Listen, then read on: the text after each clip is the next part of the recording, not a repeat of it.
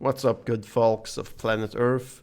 The corner is back here again for another epic episode, and on the other end of the line, as per usual, we got Troy Trustrup, and not a special guest this time, like just a regular co-host. What's up, Troy? How's things?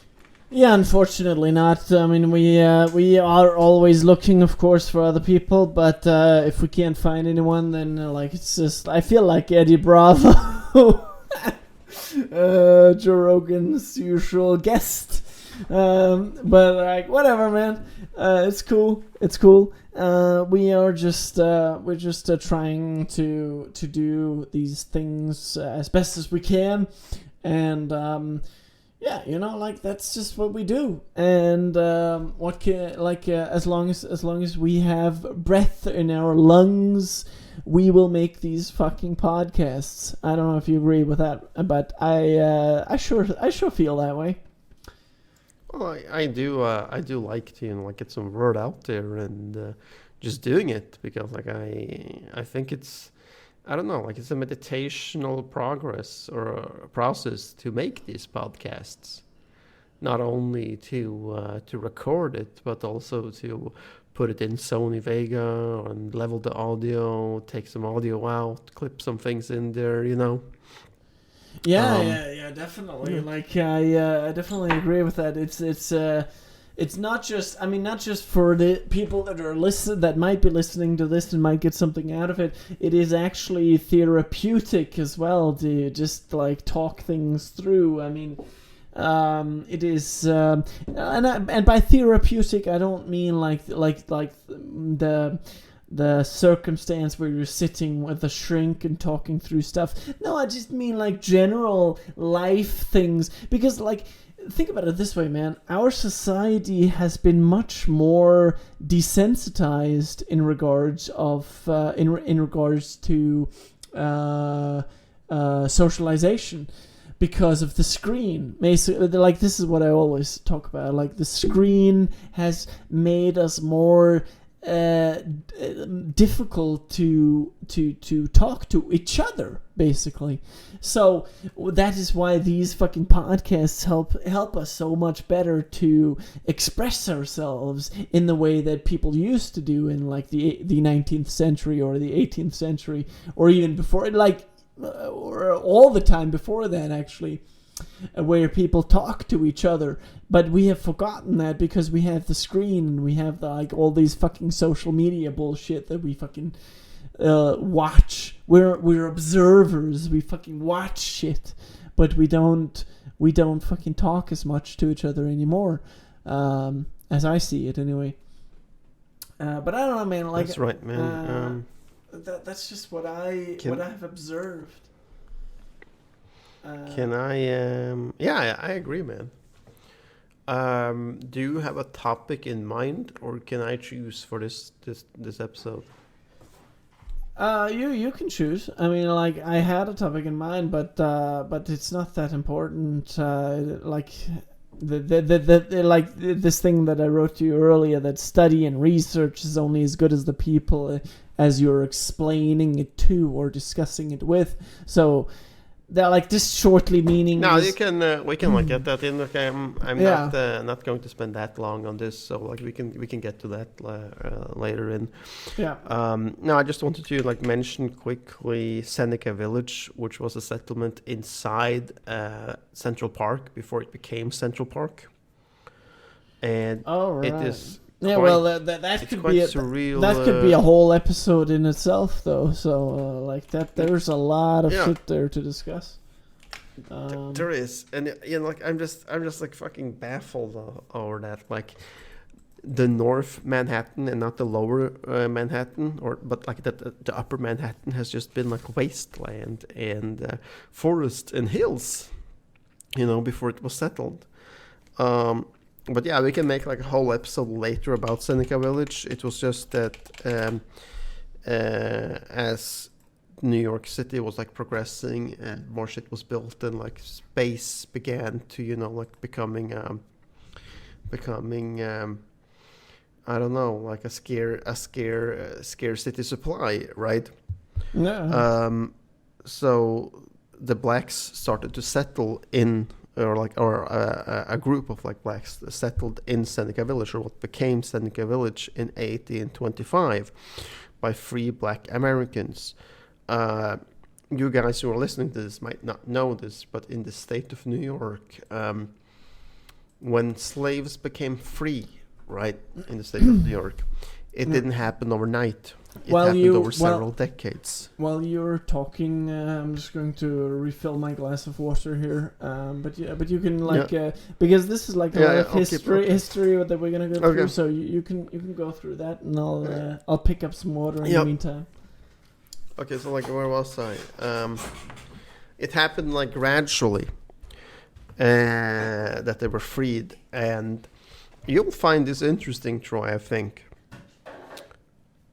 I don't have like the piece of like paper in front of me, so I can't set the date right now. But I believe it was like something like 1835, or in the 1830s at least, where the rest of the remaining slaves in New York was freed. And we are talking 10,000 people, right? Who are now entering the market, the job market. And it is just complete chaos because there isn't jobs enough for everybody. Okay? So what do you think happens? Troy? I think he left. We gotta like ask him when he's back, because like I believe we will at some point see the same kind of desperation as this. Troy? I keep like saying Troy. I don't know like how long time it can be to get a glass of water. I mean, like this guy really needs to keep some bottles at his desk if he needs to drink water so much. Kind of like weird if you ask me, though. Man. Anyways, I will get back to this later when he comes back. Anyways, later on, though, it is also Irish and German immigrants that settled together with the free black Americans in Seneca Village. So it is an integrated community, and it has been proven that by historical documents, that they actually coexisted in this community because they went to church together. They did community groups together, and like things were just working, right? Because none of these free people groups here was racist. They accepted each other for who they were, and also like as a German immigrant or an Irish immigrant in New York, maybe you wouldn't be like the most liked. Maybe you wouldn't be the most liked person by the rest of the Native Americans or whatever, right? And then you have to group together with another group that is also having problem with integrating, or like finding its harmony and peace, and like their own people in the town, like that they can relate with. Troy, are you back? I find it like kind of like rude that the dude just leaves to get water in the middle of a podcast. Don't you? Whoever's listening? I think it's rude. I think it is so rude. I think that he's back now, though. Yeah, we have just been sitting here and listening to 8 minutes of silence until you were back. No, not 8 minutes. No, it has been that long. It has been that long. Holy shit. Okay. Well, it's not silence. It wasn't silence. I'm sure it wasn't silence. Now I'm going to ask you, because I was explaining here earlier, when they freed the slaves in New York, it happened gradually. It didn't just happen overnight. It happened over the course of several years, right? But the last year, they freed the remaining 10,000 something slaves at once, which means the 10,000 free black Americans is now entering the New York job market. What do you think happens? Well, judging when was this again? What year? Mid 1850s, 1830s to 1850s. 1850s. Well, I can imagine they were not greeted with hospitality. That's for sure. I mean, this No, is just hell no. just I mean, during like, the slave just during the slave time. So I like mean, I like can imagine.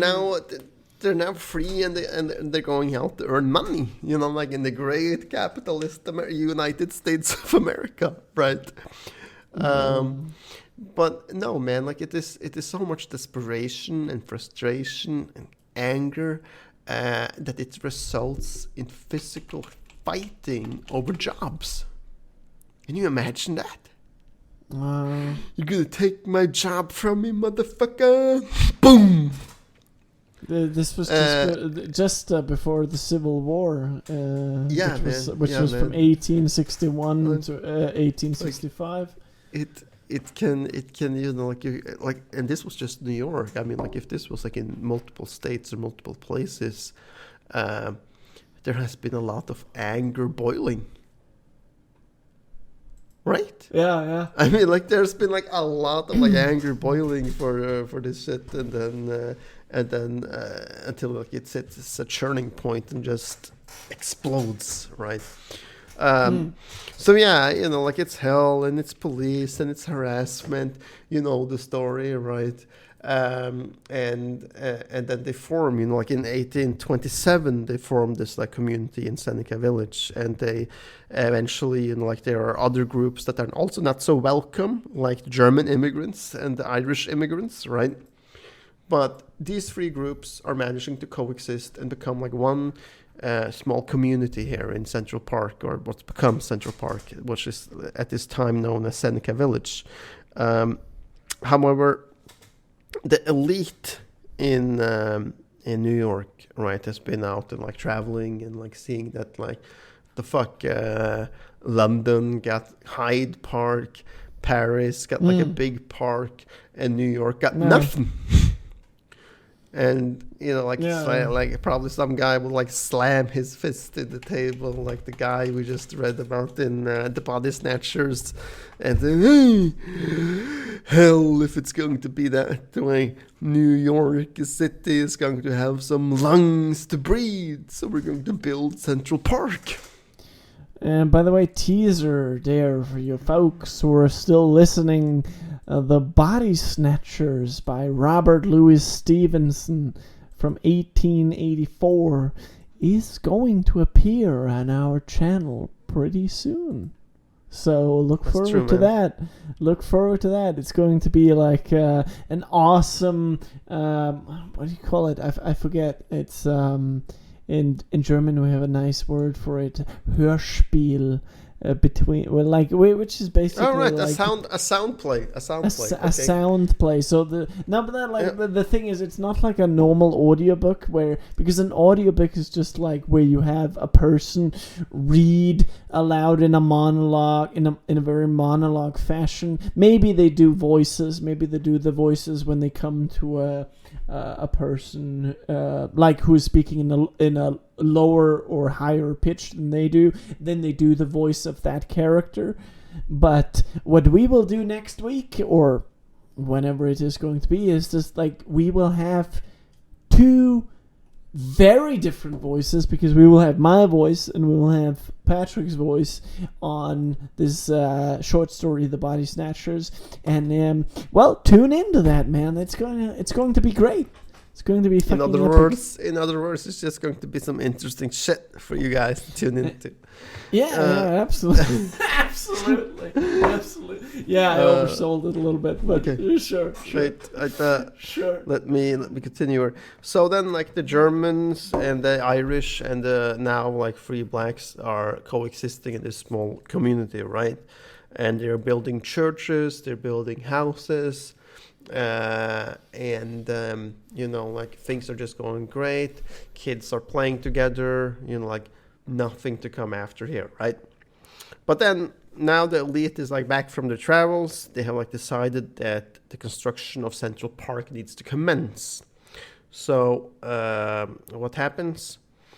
They invoke eminent domain, which exists everywhere, like which is a law where you can force people who are living on the land to move and get the fuck out in order for the state or the government or the county to build whatever they want to build. And this is what happens in Central Park here, or Seneca Village, that they're just forced to leave.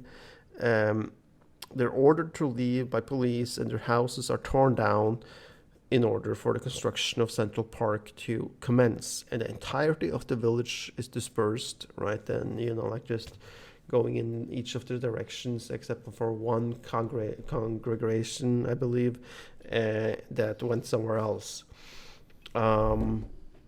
And like it's just crazy because like the New York Times and the newspapers just downplayed this to the maximum, writing that Seneca Village was nothing but a bunch of like shanty town houses consisting of poor homeless or poor unemployed Negroes, right? Negroes has been slurred, so if you do find the original article of New York Times, it will be slurred or censored, and the only letters noticeable is like N and S. But you can picture what would be standing in between there in 1857, right? Yeah, between the lines. This is one of the things that Mark Twain does so great in Huckleberry Finn, which we've talked about earlier on this podcast as well, where he doesn't write anything between the lines. He writes it straight out on the page. Everything on the page. But yeah, continue.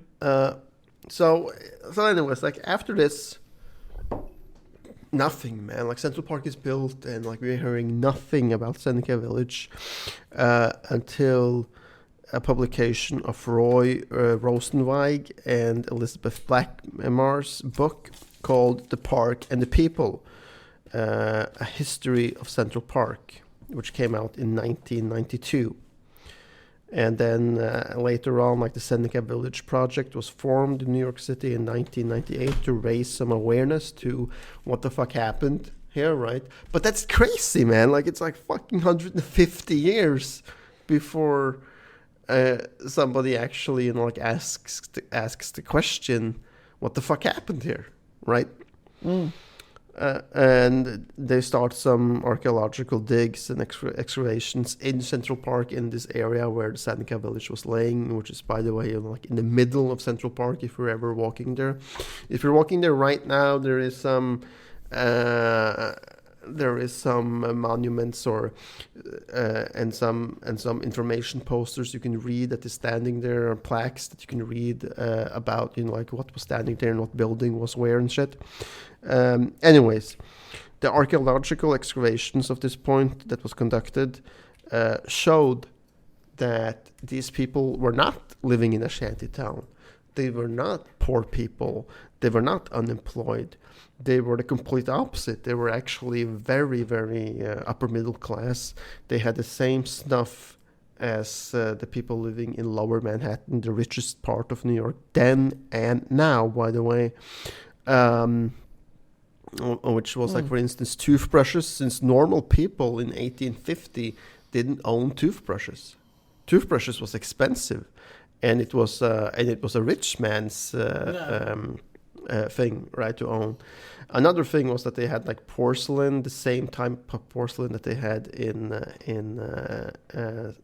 Lower Manhattan, which also shows that like these were like people that knew what they wanted. They were highly educated, and it has also been like shown records that a lot of these people also had high school diplomas, and high school diplomas was actually like a huge thing in 1850, since not a lot of people got them. But it showed that yeah, I mean, like you're talking like 1850, right? So you wouldn't theoretically need an education to get a job. So high school wouldn't be a thing that most people would go up in, right?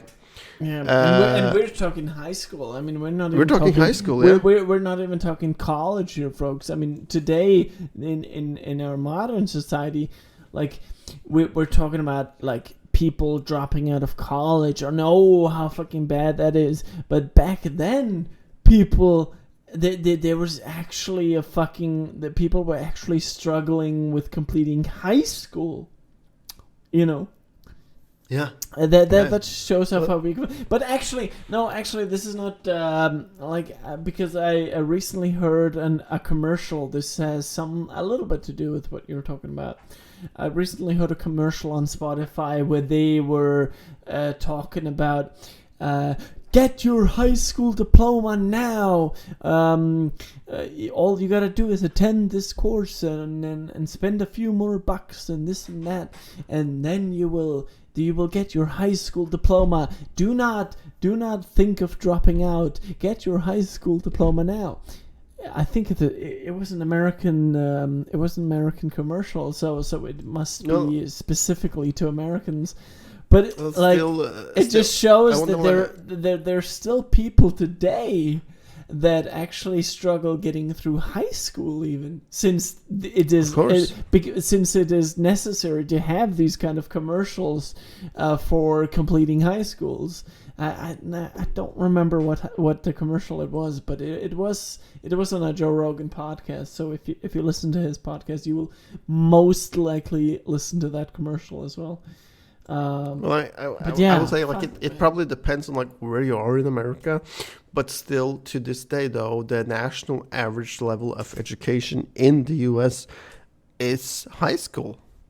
It is, and obviously not even that is self-evident. Like obviously there's people who don't even have high school, who are just like going through elementary school. And then they'll like get a construction job or some craftsman job, and then they just work with their hands after elementary school, or like middle school or whatever you call it. But they don't even make it to high school. They're like, no man, I wanna just work, man. I wanna work and get some money. Well, if anybody ever watched The Wire, then this is a thing in the last season of The Wire where. Kids start dropping out of high school in order to be a corner boy and sell dope instead, because like the logic there is like, why the fuck would I be in a classroom learning some bullshit I'm never gonna use when I can be on a corner earning $500 a day selling crack? Yeah. Anyways, and actually in my we have this thing in Denmark called because our school system in Denmark is a lot different than in America. In Denmark we go into the like basic school and from 0 until like we have the 0 class, and then we go first class, second class, up until 10 class. That's like 10 years of like basic school, not elementary school. It's like just basic school. And then you have 3 years of what you would call high school, but it's more like an upper high school. It's an upper class high school. It's much more advanced than an American high school. There's actually people that compare the last year of gymnasiet in Denmark to the first year of college in the U.S. because it is such a high level of education. But yeah, like where I was going with this is just that like you have people that are just once they've reached that place. Also in Denmark, once they've reached this like third year of gymnasiet or first year of college in the US, they're still like, we just want to get out there and like sell dope, man. Like fuck, man. Because they're like, and I don't know, man. I think I showed you some pictures of these guys at some point. Yeah, you did. But like, I want to ask you though, like, if you could like go all the way back in time, right, to when you were in high school or even before high school, right? Would you still have like taken the same path as you have like taken in your student life today, or from high school till today? Yeah, absolutely. Because Damn. as I figured out, like for myself, like I am not built for any hard work, like any craftsman job.